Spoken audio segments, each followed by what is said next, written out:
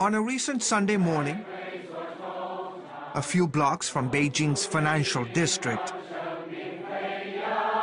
hundreds of Christians gathered to worship God.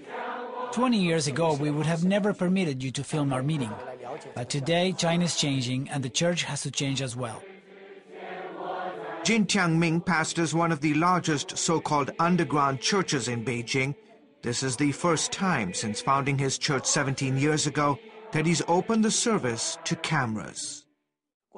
We worship in secret for years. We were spread out across the city, meeting in different people's homes. Then a couple of years ago, the church decided to come out of hiding. They rented space in a small office building and began meeting together in one location. Liu Gan is an elder in the church. We brought all the small house churches together in one place, even though it was a huge security risk. But this was an important first step. Next, they went public. We felt that God was calling our church to be a city on a hill, a light on the mountaintop. To do this, we had to open up. Members began openly inviting non-believers to the meetings. The church began to grow. Liu says some 1,000 people regularly attend the weekly service, and often it's standing room only. In my church, we gathered so many members of Christians. They all have the passion. They want to be a good witness to the society. Such open proselytizing is still forbidden in China. Technically, this is also an illegal gathering, since the church hasn't registered with the government, nor is it part of any of the state-sanctioned churches. But the authorities have chosen to turn a blind eye. Today is Communist China's new and global manifesto, militant and menacing. It's a far cry from the dark days of the Cultural Revolution, when authorities burned churches, temples, and mosques to the ground. Pastors and Christians were routinely arrested and labeled counter-revolutionaries.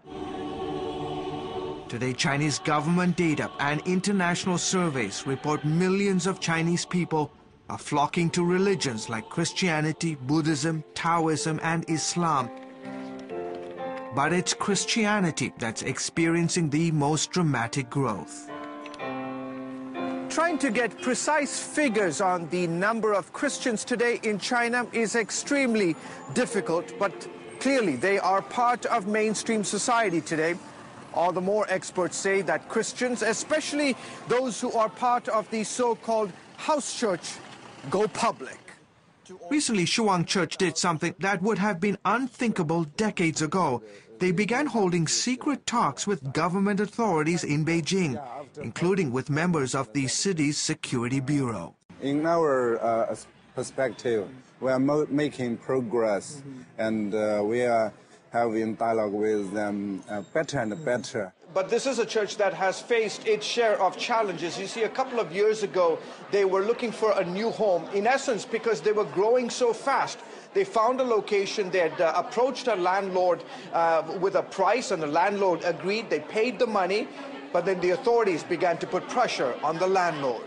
The government didn't want us to move into this new location, so they started harassing the landlord not to sell us the property.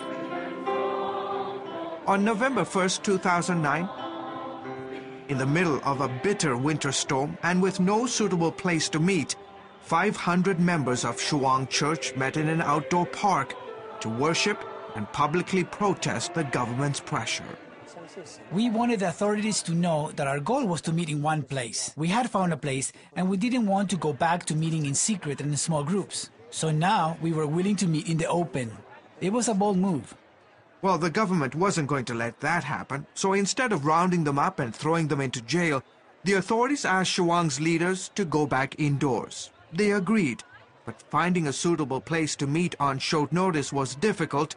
In a surprising move, the government stepped in and offered the church space in this building, a theater owned and operated by China's powerful People's Liberation Army.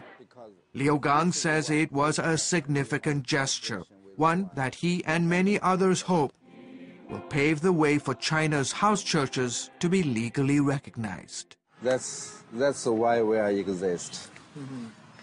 That's why you exist? Yeah. That's what you want? That's your ultimate goal? Yeah. To be recognized legally? Yeah. George Thomas, CBN News, in Beijing, China.